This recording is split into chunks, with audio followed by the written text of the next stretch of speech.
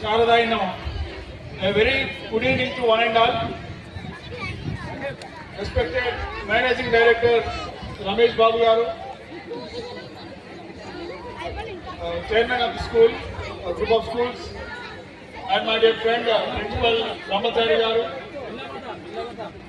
and today's distinguished guest, teachers of this teachers in the school, and the wonderful kids of this prestigious institution. Those who have played here, really it's a great pleasure. And my dear parents, teachers, and all the participants, those who have gathered here on the auspicious occasion of the graduation day of Sri Chaitanya School. So graduation day actually it occurs after completion of the graduation, or sometimes we see that after completion of the PhD.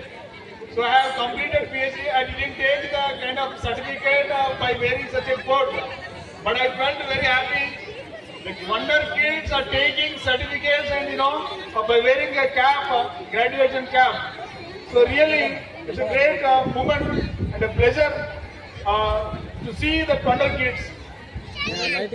So మిత్రులారా, నేను తెలుగులో మాట్లాడదు, అందరూ తెలుగు వాళ్ళే కాబట్టి టీచర్గా పనిచేస్తున్నాను.